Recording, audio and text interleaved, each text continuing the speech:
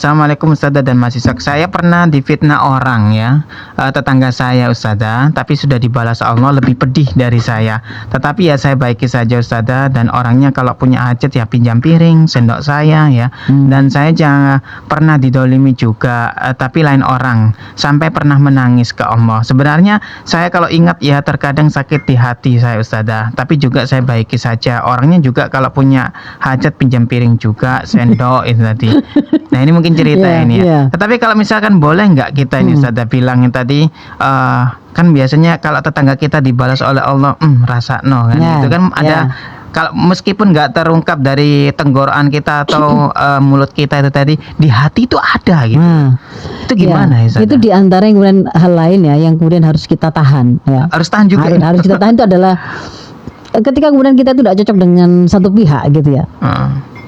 Jangan kemudian sok pede ketika yang kita anggap musuh tadi itu kemudian mengalami ketidakberuntungan, itu tuh, itu kualat sama saya. Sering itu gitu ya. Kemarin itu sakit itu karena apa? Itu karena kualat sama saya. Itu sampai meninggal karena kualat sama saya. Itu sok tahu. Kalau kita dudukkan pada tuntunan Islam, yang mendatangkan kematian siapa? Mendatangkan ajal siapa? Allah. Al-Muhyi Al-Mumit itu Allah. Gitu loh. Jadi bahwa kalau kemudian kedoliman itu akan ada balasannya, iya, kita paham itu. Tetapi apakah kemudian sesuatu yang menimpa keburukan pada orang lain yang telah mendolimi kita itu pasti kemudian itu karena apa namanya doa kita? Bahwa kita juga yakin loh, kita juga paham bahwa doa orang yang mazlumin gitu ya, orang yang terdolimi itu tidak ada hijab kan dengan Allah. Artinya kan memang akan diijabah. Tetapi jangan kemudian terkeluarkan lisan dari kita sesuatu yang sebenarnya itu gaib bagi kita. Gaib gitu kan. Itu sebenarnya kita tidak tahu kan, tidak meyakini kan, tidak yakin toh.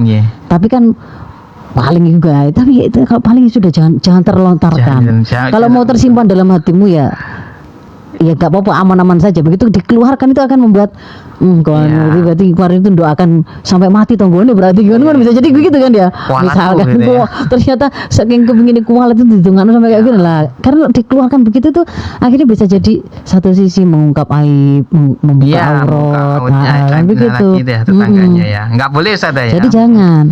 Nah, justru termasuk di antaranya tadi yang saya juga belum sampaikan lebih lanjut Mas Isak ya. Dalam apa namanya, dalam konflik pertetanggaan ini juga selalu jaga pertama aurat kita dan aurat tetangga kita ya. Aibnya ya Ustaz. Aib aurat gitu ya. Karena kita adalah orang yang paling dekat dengan mereka. Kita tahu keluar masuknya, kita bisa dengar teriakan-teriakannya pada anak atau suaminya kalau bertengkar atau apa, itu kita bisa dengar gitu loh.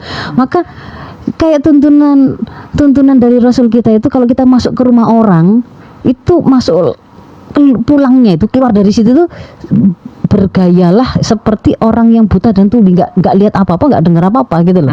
Jadi nggak waktu mendayu terus ketemu komputernya rumah itu cucian di sana numpuk kelihatan di sini. Ternyata waktu saya minta izin ke kamar mandi, kemudian ngelewati masakannya cuma goreng tempe, itu kemudian disampaikan sebagai sesuatu bahan rasan-rasan. Nggak boleh membuka aurat itu. Rasul mengatakan kalau kita itu menjaga aurat saudara kita, Allah akan jaga aurat kita. Dan sebaliknya kalau kita itu membuka aurat saudara kita, akan Allah buka aurat itu bahkan dari kamarnya, maksudnya dari tempat yang paling rahasia dia.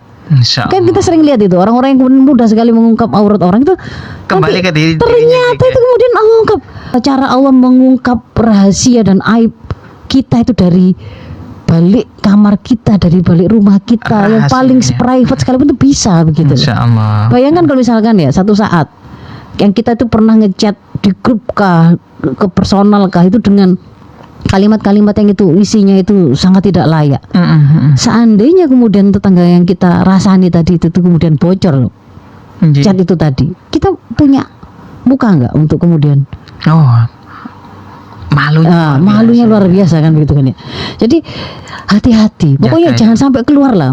Memang loro hati, memang hak jadi gomes, tapi pemanen tahan, jangan sampai keluar. Ibaratnya itu tadi kita menyemprotkan tinta racun ke tengah-tengah air yang masih jernih, sayang gitu, nanti susah membersihkannya.